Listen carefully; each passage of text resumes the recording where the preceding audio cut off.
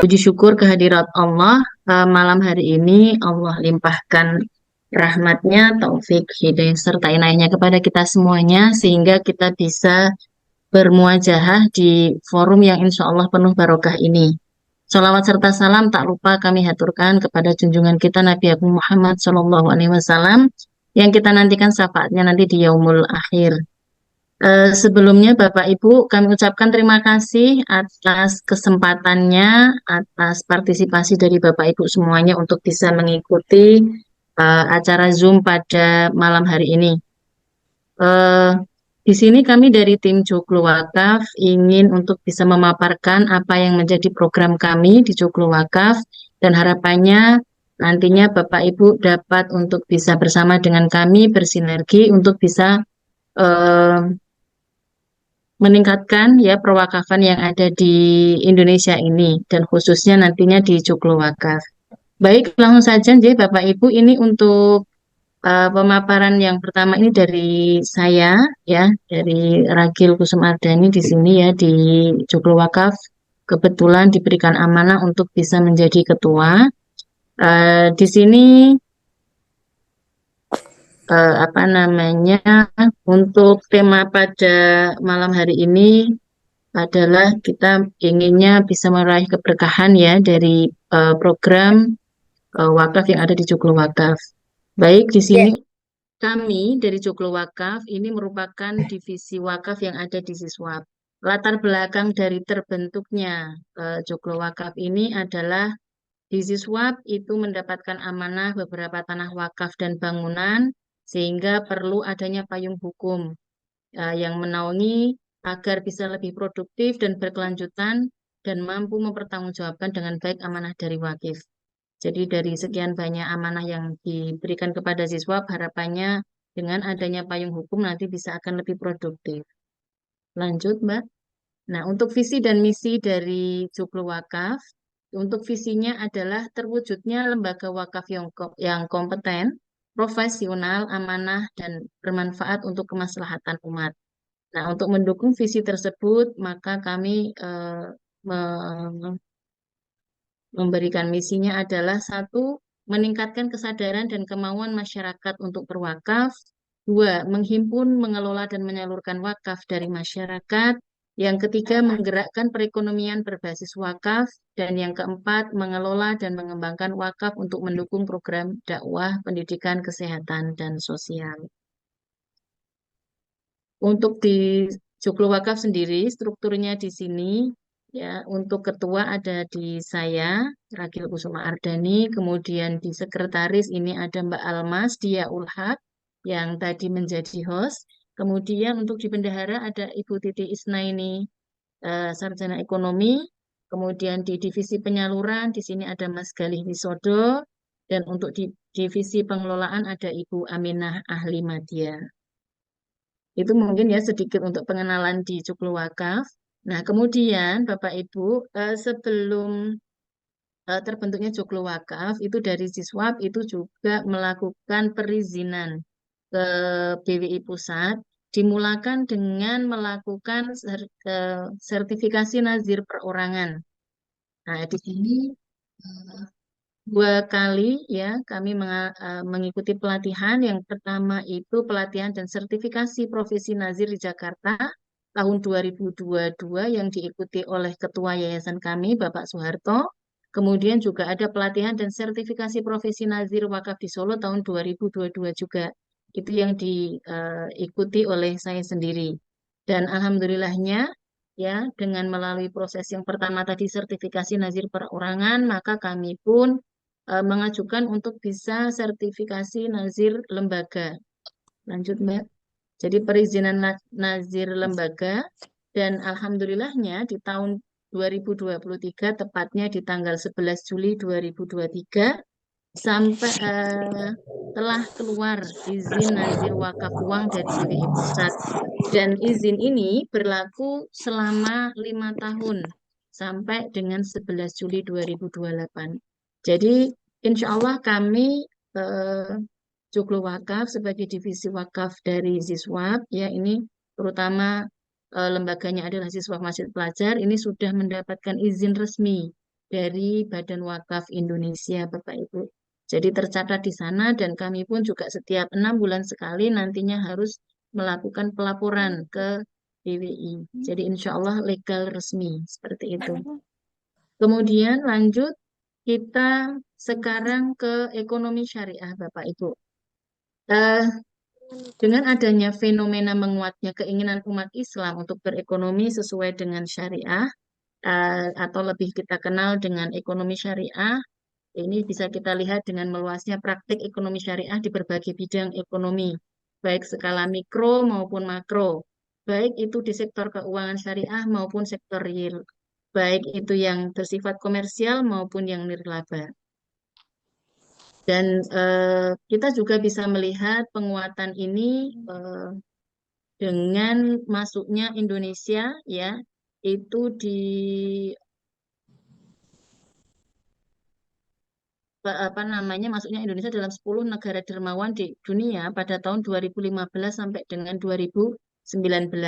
Dan bahkan Indonesia menjadi negara paling dermawan pada tahun 2018 di World Giving Index 2018. Hal ini menjadi apa namanya, pertumbuhan yang positif juga terjadi di filantropi Islam atau Islamic Social Finance, ya. Islamic Social Finance ini terdiri dari zakat, infak, sedekah maupun ziswa maupun wakaf. Mohon maaf, yang sering kita sebut dengan ziswaf. Kemudian lanjut, Mbak. Nah, kalau kita mau lihat kembali ya pengertian maupun karakteristik dari ziswaf, di sana ziswaf itu ada 4 poin. Yang pertama adalah zakat, yang kedua adalah infak, yang ketiga sedekah, dan yang keempat adalah wakaf. Nah, kalau kita lihat dari pengertiannya, di sana ada beberapa perbedaan di antara 4 komponen itu.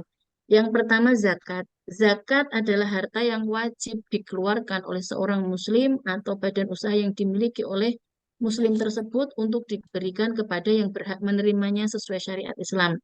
Atau sering kita sebut itu adalah 8 asnaf gitu, nggih. Kemudian untuk yang kedua, infak itu adalah harta yang dikeluarkan oleh seseorang atau badan usaha di luar zakat untuk kemaslahatan umum. Nah, poinnya adalah itu adalah berupa harta kalau infak, dan itu untuk kemaslahatan umum. Kemudian untuk sedekah, harta atau non-harta yang dikeluarkan oleh seseorang atau badan hukum di luar zakat untuk kemaslahatan umum. Jadi tadi kalau infak harta, ini sedekah harta dan atau non-harta. Kemudian kalau untuk wakaf sendiri, itu adalah perbuatan hukum wakif untuk memisahkan dan atau menyerahkan sebagian harta miliknya untuk dimanfaatkan selamanya atau untuk jangka waktu tertentu. Jadi bisa bersifat permanen maupun non-permanen, ya. Kemudian sesuai dengan kepentingannya guna keperluan ibadah dan atau kesejahteraan umum menurut syariah. Jadi pengelolaan pengelolaan harta benda wakaf itu nantinya manfaatnya bisa digunakan untuk ibadah ataupun untuk kesejahteraan umum menurut syariah, ya. Kemudian kalau kita melihat secara eh, aspek hukum, ya lanjut, Mbak. Untuk aspek hukum, ya zakat itu hukumnya wajib tadi, ya. Jadi harta yang wajib dikeluarkan. Sedangkan untuk infak, sedekah, dan wakaf hukumnya adalah sunnah. Kemudian untuk harta zakat, infak, sedekah itu langsung habis digunakan, ya, karena tadi untuk memenuhi kebutuhan pokok dari mustahik. Sedangkan harta wakaf tidak boleh langsung habis digunakan, tapi itu harus dikelola dulu, harus dikembangkan dulu, ya. Kemudian pokok hartanya itu tetap ada atau perpetual. Kemudian sifat pemanfaatannya berkelanjutan atau sustainable. Hasilnya atau manfaatnya yang akan diberikan kepada penerima manfaat, atau kalau di wakaf itu disebutnya dengan mauquf alaih. Tuh, kalau di zakat, infak, sedekah itu namanya adalah mustahik. Nah, ini juga sesuai dengan kesepakatan ulama dalam mengartikan wakaf, yaitu tahbisul asli wa tasbilu samroh. Menahan pokok harta dan menyalurkan hasilnya atau manfaatnya. Jadi tadi poinnya, kalau di zakat, infak, sedekah itu hartanya itu langsung digunakan untuk kemaslahatan umat, tapi kalau untuk wakaf itu harus dikelola dulu. dan yang disalurkan adalah manfaat dari pengelolaan harta benda wakaf itu. Nah, jadi itulah dari sinilah maka muncul istilah wakaf produktif Bapak Ibu. Lanjut, Pak. Ya. Nah, kita akan masuk ke wakaf produktif ya, bahwasanya wakaf produktif itu bukan istilah yang baru. Mungkin Bapak Ibu sebenarnya sudah sangat familiar dengan kata-kata ini. Kenapa? Karena memang wakaf produktif itu sendiri sebenarnya memiliki akar yang kuat dalam sejarah. Dan sejak awal perkembangan wakaf di mana Rasulullah telah memerintahkannya, bahkan beliau juga melaksanakannya. Ya, contoh lanjut, Mbak. Ya, ini wakaf produktif di era Rasulullah ya, di antaranya ini adalah wakaf kebun kurma Mukhairik. Jadi Mukhairik ini adalah orang Yahudi yang dia bersimpati dengan Rasulullah ya. Kemudian dia ikut berperang, kemudian dia apa namanya sebelum berperang sudah berpesan kepada Rasulullah bahwasanya nanti kalau saya mati dalam peperangan maka kebun kurma ini eh, akan saya serahkan kepada Rasulullah ya, dan Rasulullah, dan ketika terjadi peperangan pun ternyata Mukhairik ini meninggal dan akhirnya kebun kurma ini di apa menjadi milik Rasulullah dan dan Rasulullah wakafkan ya, itu jadi ada sejarahnya. Kemudian yang kedua wakaf tanah Khaybar oleh Umar bin Khattab ya, jadi ini Umar bin Khattab memiliki sebuah lahan dan beliau bertanya kepada Rasulullah, eh, apa namanya, ini tanah ini mau saya apakan seperti itu ya. Kemudian dari Rasulullah menyampaikan bahwasanya jika mau kamu tahan pokoknya dan kamu sedekahkan hasilnya. Dan itu dilaksanakan oleh sahabat Umar bin Khattab. Kemudian ada wakaf kebun kurma Abu Tolhah dan Abu Dahda. Kalau Abu Tolhah itu beliau mewakafkan kebun kurmanya ya, itu manakala beliau mendengar ayat Al-Quran yang berbunyi, kamu sekali-kali tidak sampai pada kebajikan yang sempurna sebelum kamu menafkahkan sebagian harta yang kamu cintai. Sedangkan Abu Dahdah itu mewakafkan kebun kurmanya ketika beliau mendengarkan turunnya ayat Al-Quran yang berbunyi, siapakah yang mau memberikan pinjaman kepada Allah dengan pinjaman yang baik, maka Allah akan melipat gandakan pembayaran baginya dengan penggandaan yang banyak. Allah menyempitkan dan melapangkan rezeki dan hanya kepadanya kalian akan dikembalikan.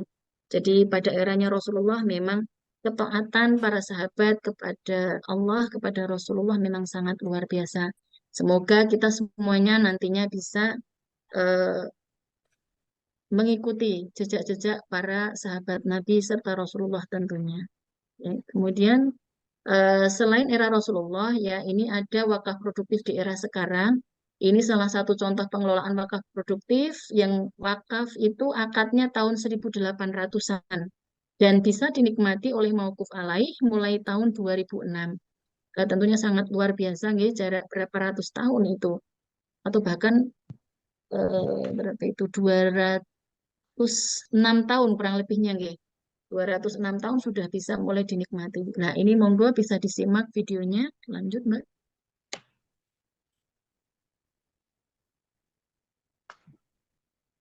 Suaranya nggak masuk, Mbak Almas.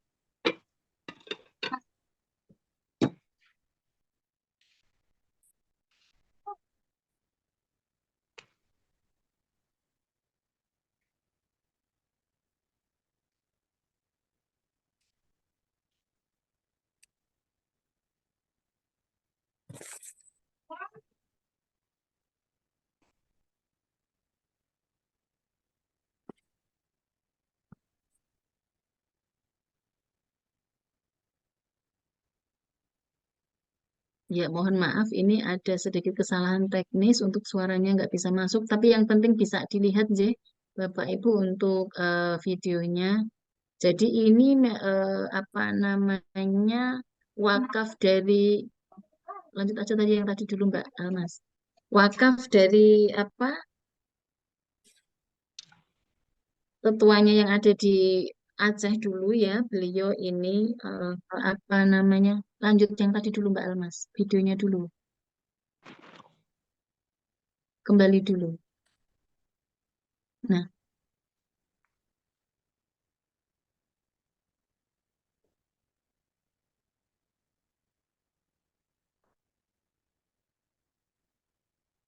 ya, ini jadi beliau ini orang Aceh mewakafkan apa namanya tanahnya di Mekah sana, kemudian tanah itu dikelola, dibangun hotel ya, sehingga pada akhirnya dengan pengelolaan eh, tanah tersebut ya bisa memberikan manfaat, memberikan hasil.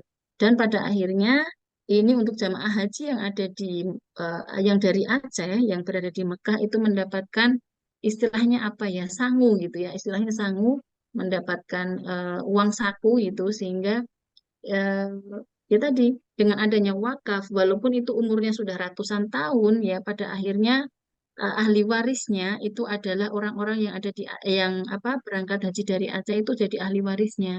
Ya, ini salah satu contoh pelaksanaan dari wakaf mustarak nih Ibu, Bapak Ibu. Jadi ada ahli warisnya yang mendapatkan hasil dari pengelolaan harta benda wakafnya. Baik, lanjut Mbak Almas.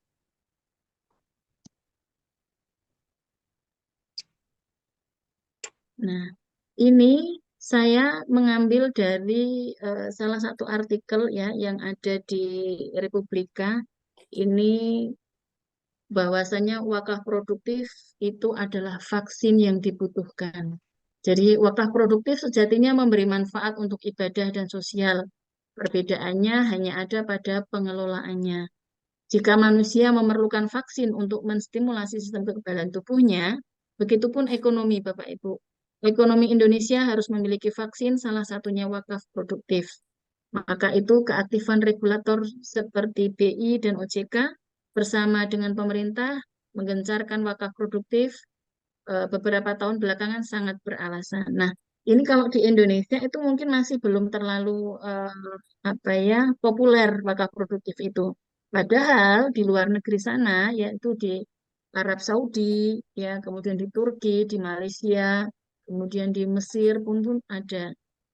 Ya, kalau di Indonesia itu masih seringnya itu kan mengenalnya adalah wakaf untuk ibadah dan sosial.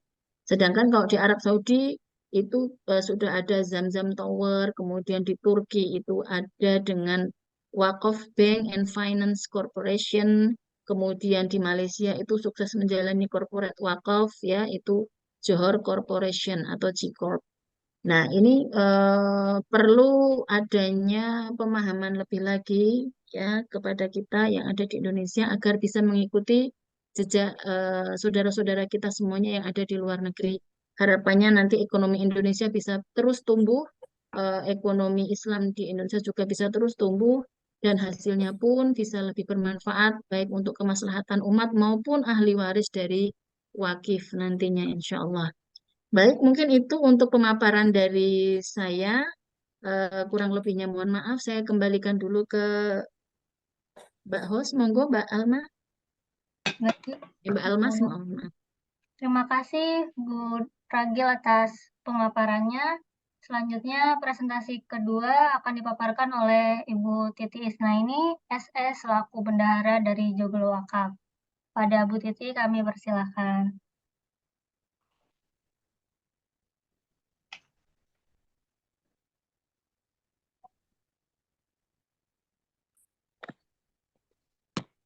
Assalamualaikum warahmatullahi wabarakatuh. Terima kasih Kak Almas waktunya. Selanjutnya saya sendiri ditugasi untuk memperkenalkan wakaf produktif di Joglo Wakaf. Jadi produk-produk dari Joglo Wakaf yang akan kami perkenalkan. Langsung saja Kak Almas selanjutnya. Yang pertama, wakaf budidaya domba. Dalam hal ini, Joglo Wakaf bekerja sama dengan Maknun Farm. Beternak adalah salah satu kegiatan ekonomi yang dilakukan oleh manusia yang sudah ada sejak zaman Nabi Adam hingga sekarang. Bisa dikatakan beternak ini jenis kegiatan ekonomi yang tidak lekang oleh waktu. Dari zaman dahulu sampai sekarang, kegiatan ini akan terus dilakukan. Adapun prospek kebutuhan domba yang pertama untuk kebutuhan hewan kurban, yang kedua kebutuhan akikoh, yang ketiga untuk konsumsi. Kita bisa ketemu makanan, jenis makanan seperti sate, gulai, tengkleng, dan sebagainya. Selanjutnya, kami perkenalkan profil dari Maknun Farm. Maknun Farm sendiri menempati lahan wakaf di Kelurahan Wonolopo, Kecamatan Mijen, Semarang, Jawa Tengah. Lahan wakaf yang ada diproduktifkan guna menunjang kebutuhan pembangunan Masjid Pelajar Ar-Rahman. Kegiatan usahanya meliputi pertanian sayur-sayuran hidroponik, tabu lampot, bawang merah, serta peternakan domba dan yang lainnya berkaitan dengan pertanian.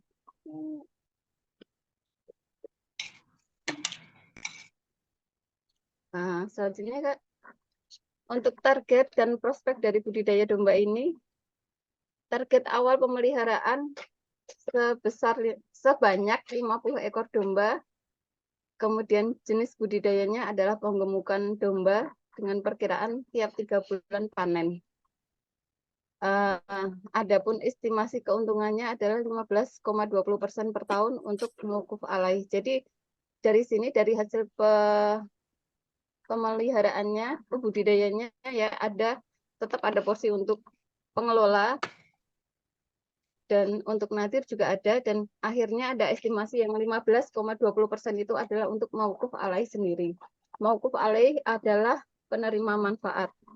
Kemudian di sini jenis wakaf menurut penerima manfaatnya, yang pertama wakaf khairi 100% untuk kegiatan sosial, yang kedua wakaf ahli 100% untuk ahli waris, dan yang ketiga wakaf mustarak 50% untuk sosial dan 50% untuk ahli. Demikian. Kemudian yang selanjutnya, Kak. Kemudian adapun nanti penerima manfaat, jika ini untuk wakaf sosial ya, Bapak Ibu, nanti untuk pemanfaatannya, yang pertama untuk Pelajar Ar-Rahman yang lokasinya di area yang sama dengan Maknun Farm itu sendiri. Yang kedua untuk beasiswa yatim dan duafa masyarakat sekitar Maknun Farm. Kemudian lanjut ke wakaf produktif yang kedua, yakni wakaf budidaya kopi, bekerja sama dengan KTH Watu Jadi. Jadi budidaya kopi ini berlokasi di area perhutani Desa Deles, Kabupaten Batang, dengan latar belakang kondisi hutan di Desa Deles mempunyai ketinggian 1.500 di atas permukaan laut, dan karakteristiknya sangat cocok untuk menanam kopi Arabica. Dan mengingat pula menjamurnya coffee shop yang menjadi gaya hidup eksekutif muda dan kalangan milenial, serta perawatan tanaman kopi ini relatif sederhana dan mudah dilakukan. Sedangkan panennya bisa sepanjang tahun setelah tahun ketiga. Jadi ini dijadikan alternatif yang kedua bagi Joglo Wakaf untuk bisa memulai program wakaf produktif. Sekaligus wakaf budidaya kopi ini juga untuk membantu pemberdayaan petani kopi di kawasan Desa Deles, Kecamatan Bawang, Kabupaten Batang. Kemudian selanjutnya, Kak.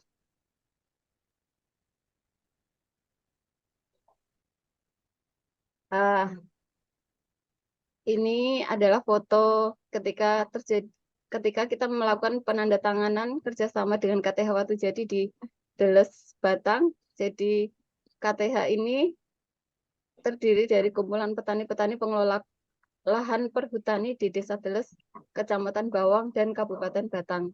Di sana hanya tanaman kopi yang diizinkan untuk ditanam di area perhutani dan tanpa boleh mengubah dari hutan itu sendiri. Jadi tanaman yang sudah ada di hutan itu tidak boleh ditebang atau seperti ditebang, dipangkas itu tidak boleh. Jadi hanya untuk menanam di sekeliling dari tanaman utama, yakni tanaman pinus itu sendiri. Dan tanaman yang kemungkinan bisa tumbuh bagus di sana adalah kopi jenis Arabica. Lanjut, Kak. Nah, untuk target awal budidaya kopi ini adalah 10.000 pohon kopi.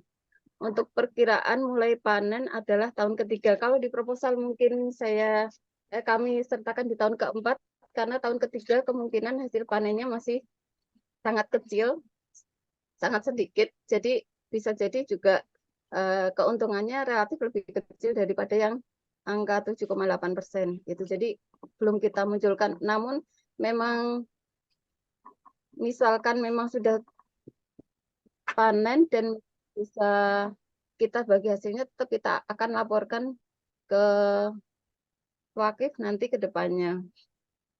Kemudian untuk estimasi keuntungan sendiri adalah sebesar 7,8% sampai 23,40% per tahun untuk mauquf alaih. Jenis wakafnya menurut penerima manfaatnya sama dengan yang di domba. Jadi wakaf khairi 100% untuk kegiatan sosial, wakaf ahli 100% untuk ahli waris, dan wakaf mustarak 50% sosial dan 50% untuk ahli waris. Adapun nanti penerima manfaatnya, yang satu beasiswa untuk yatim duafa masyarakat sekitar Deles Batang, kemudian para petani kopi itu sendiri, kemudian adik-adik yatim binaan dari siswa Masjid Pelajar. Selanjutnya, Kak. Kemudian kami paparkan alur wakaf produktif. Yang pertama penawaran wakaf produktif, yang kedua survei lokasi bila diperlukan. Jika Bapak Ibu wakif menghendaki ingin mengunjungi lokasi dari wakaf tersebut, mau baik ke Mijen, Maknun Farm maupun ke Deles, kami persilahkan untuk bisa mengunjungi. Akan kami siapkan teman-teman di lokasi untuk bisa bertemu dengan Bapak Ibu semuanya. Kemudian yang ketiga, wakif menentukan wakaf produktif yang akan diikuti. Bentuknya, jenis wakaf, serta jumlahnya. Di sini bisa jadi memilih wakaf kopi atau wakaf domba, kemudian memilih sebagai bentuk wakaf ahli atau mustarak, atau sebagai wakaf khairi. Yang keempat, wakif transfer atau menyerahkan dana wakafnya dan mengisi Google Form. Google Form-nya nanti berisi nama, kemudian jenis wakaf yang dipilih, kemudian nomor HP, dan sebagainya. Nanti untuk diisi dan disertakan dengan bukti transfernya. Yang kelima, Joglo Wakaf membuatkan MOU atau sertifikat yang akan dikirimkan kepada wakif. MOU ini kami buatkan untuk wakif yang mewakifkan dananya 5 juta ke atas, dan sertifikat untuk yang di bawah 5 juta. MOU ini akan ditandatangani kedua belah pihak dan masing-masing akan menyimpan masing-masing salinannya. Yang keenam, setiap bulan Januari dan Juli, Joglo Wakaf memberikan laporan perkembangan wakaf produktifnya. Adapun untuk bagi hasilnya, insya Allah akan kami berikan tiap tahun di bulan Januari. Ini contoh untuk MOU dan contoh sertifikatnya yang nanti ke depan akan kami kirim kepada Bapak Ibu Wakif. Selanjutnya beberapa foto. Kemudian sosmed kami, sosial media kami, silahkan di follow. Di Joglo Wakaf ada Instagram, di Maknun Farm ada Instagram, Facebook, TikTok, YouTube. Bapak Ibu bisa mengakses informasi kami melalui sosial media yang ada di kami.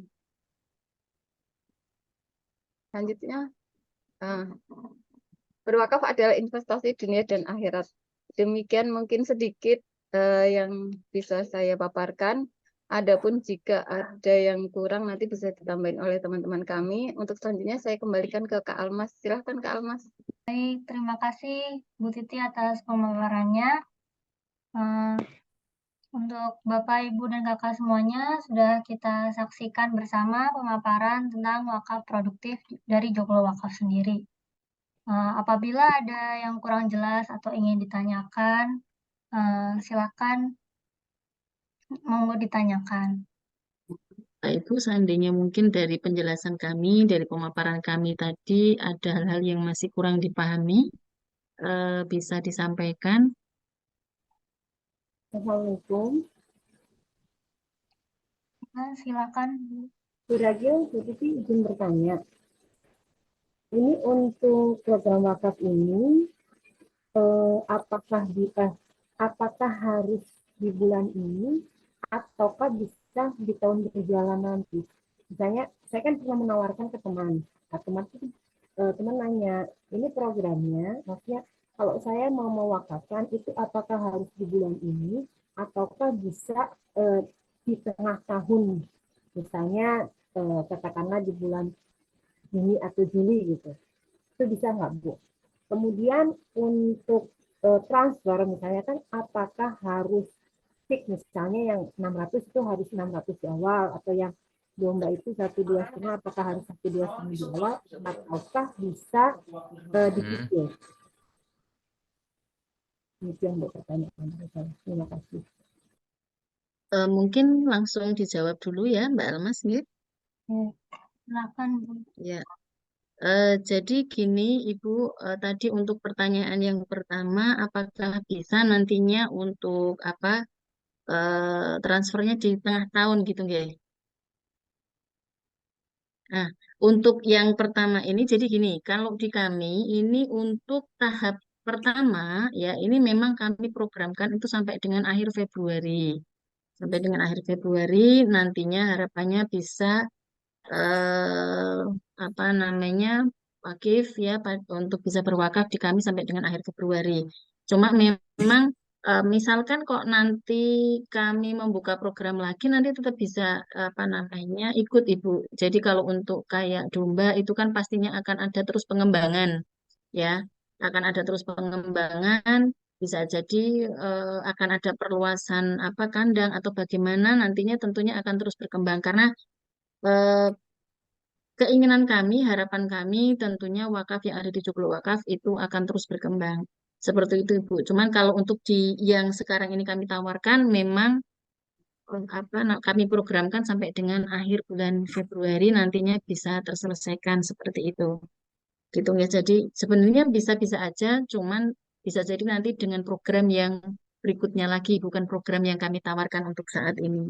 Kemudian kalau tadi untuk transfernya, jadi memang untuk apa ya Bu istilahnya memudahkan pengadministrasian kemudian juga eh, karena kan itu data di kami nanti biar lebih apa ya validnya lebih enak gitu guys jadi memang adanya paket itu untuk mempermudah gitu sehingga harapannya nantinya bisa sesuai dengan paket seperti itu Ibu. Kalaupun misalkan Ibu belum ada dananya bisa jadi mungkin mengumpulkan dulu dengan apa namanya kan ada dompet, ada apa seperti itu atau mungkin kalau apa ya ibu-ibu zaman dulu kala itu kan kadang pakai kaleng kayak gitu kan Bu sehingga nanti manakala sudah terkumpul lah nanti mungkin baru bisa ditransferkan. Tapi kalau misalkan apa namanya ya kami bisanya mendoakan nanti semoga bisa apa namanya bisa terkumpul dengan angka yang sesuai dengan yang dipaketkan di kami seperti itu Nji, Bu, ya. Mungkin dari Bu Titi ada yang mau ditambahkan Bu Titi? Cukup, Bu Deni. Mungkin pertanyaan yang lainnya lagi. Assalamualaikum warahmatullahi wabarakatuh. Selamat malam. Saya Bu Tuti dari Kediri. Ahwan, saya mau bertanya tentang yang 3 macam pembagian hasil tadi. Yang kedua tadi dibagikan kepada waris, ahli warisnya. Itu maksudnya gimana, Nggih? Mau dijelaskan. Terima kasih. Assalamualaikum warahmatullahi wabarakatuh. Baik, saya coba jawab nanti dilengkapi ya Bu Ragil ya. Jadi wakaf produktif ini bisa manfaatnya atau penerima manfaatnya itu bisa ahli waris. Jadi dana atau dana wakafnya itu dikelola di kami, tapi ahli warisnya nanti ikut menikmati hasil dari pengembangannya. namun harta wakaf tetap masih utuh ada untuk dikelola. Kemudian hasilnya dari ahli waris itu bisa menikmati hasilnya begitu, Ibu. Jadi kalau yang ada ini contoh nyata gitu ya. Contoh nyata dari yang tadi video tadi yang harusnya diputar itu tapi ternyata tidak ada suaranya, itu adalah contoh ahli waris itu bisa menerima gitu. Jadi dari apa wakaf, dana wakaf itu dikelola dari tahun 1800, kemudian di tahun 2006 ya Bu Deni, 2006 itu ada manfaatnya, ada hasil pengelolaannya ada, itu baru dibagikan ke ahli waris. Namun yang diceritakan di situ ahli warisnya adalah seluruh jamaah haji dari Aceh yang datang ke Baitullah itu menerima eh, manfaatnya. Itu contohnya. Jadi kalau di sini misalkan Ibu Tuti sendiri mau berwakaf dan menghendaki kalau hasilnya ini untuk ahli warisnya, berarti bisa. Jadi putra-putrinya bisa didaftarkan jadi ahli warisnya. Jadi hasil pengelolaannya nanti untuk ahli warisnya Ibu, untuk putra-putri Ibu, begitu. Bu Rakil mau menambahi barangkali Ibu? Tadi sedikit menambahkan Bu Tuti, jadi untuk yang diberikan kepada ahli waris tadi sesuai porsi maupuf alaih yang ada di joglo wakaf. Jadi kan memang untuk hasil pengembangannya itu ada porsinya untuk nazir, ada porsinya untuk reinvestasi, ada porsinya untuk syiar, sebenarnya ada juga porsi untuk maukuf alaih. Kalau Bu Tuti memilihnya yang wakaf ahli, tadi seperti disampaikan Bu Titi, maka yang porsi maukuf alaih itu nanti akan diberikan kepada Bu Titi, mohon maaf, Bu Tuti, ya Bu Tuti, berdasarkan nilai wakaf yang diberikan Bu Tuti kepada melalui joglo wakaf. Dan pokok wakaf yang diberikan Bu Tuti tentunya nantinya tetap akan berada di joglo wakaf, akan terus berkembang insya Allah ya, sehingga nantinya hasilnya akan terus ke ahli waris. Tapi kalau Bu Tuti ngambilnya yang wakaf mustarak, berarti nanti dari porsi maukuf alaih yang ditentukan di joglo wakaf, nanti separuh untuk ahli warisnya Bu Tuti, separuh lagi nanti untuk sosial. Seperti itu Bu Tuti. Jazakillah khairan. Kalau ini nanti apakah kalau kita sudah transfer kemudian sudah mengajukan sebagai menaruh wakaf ya, apakah ada semacam surat ya, surat atau apa yang akan kami terima sebagai istilahnya menunjukkan bahwa kita menaruh wakaf di joglo wakaf itu. Nanti ada Ibu. Jadi kalau tadi seperti dijelaskan Bu Titi bahwasanya kalau nominal ya nominal dari wakaf yang disampaikan Ibu melalui joglo wakaf itu 5 juta ke atas, maka nantinya akan ada MOU rangkap 2. Nah, MOU itu nanti satunya buat kami di joglo wakaf, yang satunya nanti buat Bu Tuti. Kemudian kalau nominalnya itu kurang dari 5 juta, maka kami berikannya bentukannya adalah sertifikat bahwasanya menunjukkan Ibu apa namanya mempunyai wakaf di joglo wakaf. Nah, tapi ini perlu mungkin juga saya tekankan lagi, saya sampaikan lagi bahwasanya sifatnya adalah permanen, nggih. Sehingga nantinya untuk pokok wakaf yang dititipkan, yang diamanahkan ke kami untuk mengelola itu nanti tidak bisa diambil. Tapi yang bisa kami bagikan adalah manfaatnya, seperti itu. Jadi hasil pengelolaannya seperti itu. Gitu, nggih. Jadi kalau untuk wakifnya sendiri, Ibu, Bapak yang jadi wakif, insya Allah pahalanya yang mengalir. Tapi untuk ahli waris ataupun mau alaih yang lain, nanti manfaatnya yang akan eh, didapatkan. Jadi insya Allah dengan adanya program wakaf produktif ini, harapan kami dunia dapat, akhirat juga insya Allah dapat. Seperti itu, Bu Tuti. Oh, iya, iya, jazakillah khairan. Kalau misalkan ada terjadi sesuatu hal yang membuat produk baik domba ataupun kopi tersebut mengalami kegagalan itu, apakah juga dituangkan di dalam MOU atau gimana dengan untuk kami para donatur wakafnya? Kalau untuk di MOU memang belum kami tidak kami tuangkan, Bun. Cuman apa namanya intinya itu kan menjadi pertanggungjawaban dari Nazir. Itu seperti itu. Makanya memang ada porsi apa ya istilahnya kalau dalam usaha mungkin cadangan usaha gitu nggih. Ada porsi cadangan usaha yang nantinya untuk apa ya istilahnya backupan gitu nggih. Karena memang di kami pun di BWI itu sudah menyampaikan mewanti-wanti bahwasanya pengelolaan itu jangan nggak boleh rugi seperti itu. Makanya memang kami berusaha untuk bisa paling enggak untuk bisa mengkawal tadi. Intinya dengan kerjasama kami dengan KTH Watu Jadi harus ada pengawasan, harus ada pengendalian sehingga apa meminimalisir daripada kerugian tersebut. Bun, seperti itu. Ya, terima kasih informasinya. Assalamualaikum warahmatullahi wabarakatuh. Waalaikumsalam warahmatullahi wabarakatuh. Sami-sami Bu Tuti. Assalamualaikum, mau bertanya. Waalaikumsalam warahmatullahi Waalaikumsalam warahmatullahi wabarakatuh. Ya, minta tolong dijelaskan keadaan yang menanam kopi itu, keadaan di sana apa sebelumnya telah ada gitu tanaman kopinya. Maksudnya tanah di sana itu sudah ditanami kopi sebelumnya gitu.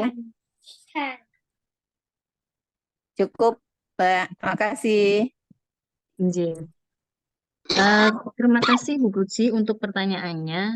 Jadi gini, itu di Desa Deles itu untuk di lahan yang apa yang kami kerjasama antara Ziswap atau Joglo Wakaf ini dengan KTH Watu Jadi dan Perhutani itu sementara itu kemarin untuk pohonnya itu cuman ada pohon pinus kayak gitu Ibu. Jadi tanaman-tanaman perhutani. Akan tetapi di sekitarnya itu di depan lahan ya, istilahnya seberangan lahan itu juga sudah ada yang ditanami kopi. Dan eh, apa untuk kopi yang di sana kami waktu itu pun juga sudah apa ya merasakan Ibu itu alhamdulillah untuk rasanya juga bisa dirasakan seperti itu. Jadi kualitasnya insya Allah bagus.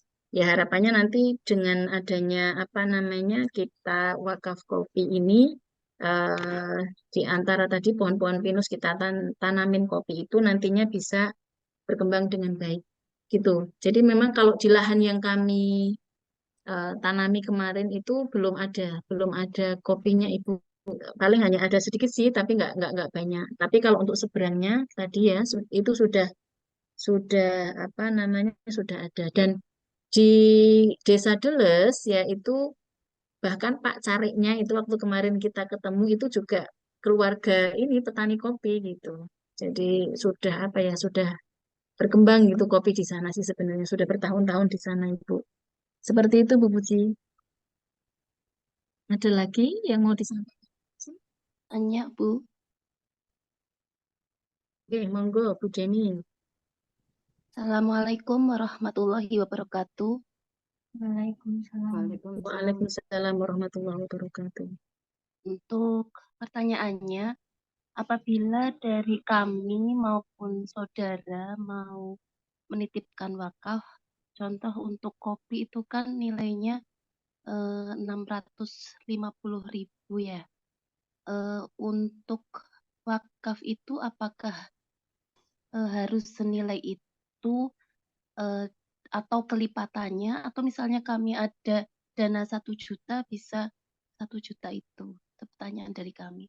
Harus senilai itu atau kelipatannya, atau misalnya punyanya genap 1 juta bisa 1 juta diwakafkan? Itu pertanyaannya. Terima kasih. Iya, itu memang untuk seperti saya sampaikan Bu Wiwin tadi, bahwasanya itu memang paket yang kami gilirkan Bu Demi. Jadi apa namanya, tentunya 600 dan kelipatannya. Kalaupun misalkan dari Bu Demi baru ada 1 juta, ya mungkin yang 600 dulu diwakafkan, nanti setelah genap, nanti 600 lagi juga nggak apa-apa Bu Demi. Seperti itu, karena eh, apa ya sifat wakaf kan dia berkelanjutan ya. Misalkan ini kok kita apa untuk program ini selesai tentunya akan ada program baru tapi insya Allah masih sama-sama domba seperti itu karena tadi butuh pengembangan seperti itu Bu Deni. Kalau misalkan program ini 50 domba bisa jadi besok jadi 100 domba seperti itu kan kita terus berkembang jih, insya Allah. Seperti itu Bu Demi. Oh iya, baik, terima kasih. Mohon maaf tadi sedikit tertinggal masuknya. Jih, jih, enggak apa-apa. Saya Rohmati dari Bandung. Ini ingin bertanya untuk wakaf kopi itu. Untuk wakaf kopi kan ini namanya wakaf produktif yang sifatnya permanen. Terus yang ingin saya tanyakan, karena itu di lahan perhutani, artinya apakah pihak Joglo Wakaf itu sudah memiliki hak untuk mengelola seumur hidup atau ada batasannya umurnya? Terus seandainya ada batasannya, gimana nanti kelanjutnya untuk mungkin ahli waris yang telah menitipkan wakafnya untuk hasilnya? Terima kasih. Jadi itu gini Pak, jadi kita kan kerjasama dengan KTH Watu Jadi dan Perhutani. Nah, untuk yang mengelola di lapangan itu adalah KTH Watu Jadi. Untuk usia kerjasamanya dengan Perhutani itu kurang lebihnya di 30 sampai 35 tahun. Nah, kalau setelah itu ya, kalau misalkan nanti masih bisa apa namanya dikerjasamakan lagi tentunya akan dilanjutkan. Akan tetapi misalkan nih kok ternyata tidak bisa, maka akan ada kalau di wakaf itu namanya kayak istilah ruslah ya. Jadi kalau ibarat gedung itu nanti akan digantikan dengan gedung yang senilai gitu. Jadi kalau misalkan nanti di wakaf kopi ini secara waktunya mungkin sudah tidak bisa diperpanjang seperti itu, maka akan digantikan dengan usaha yang senilai. Tapi insya Allah untuk jangka waktunya itu masih sangat panjang seperti itu Pak Rohmadi. Sambil nanti berjalan kita coba untuk bisa eh, tadi ibarat kalau bangunan itu diruslah gitu ya dengan jenis usaha yang baru tapi masih senilai dengan eh, cup kopi itu sendiri. Mungkin kurang lebihnya seperti itu. Ya, terima kasih Bu. Yes, sami-sami Pak Rohmadi. Tibalah kita di penghujung acara. Terima kasih pada para hadirin yang sudah mengikuti sampai akhir. Saya selaku host meminta maaf jika terdapat banyak kesalahan. Mari kita tutup acara pada malam hari ini dengan berhamdalah bersama. Alhamdulillah. Alhamdulillahirobbilalamin. Assalamualaikum warahmatullahi wabarakatuh.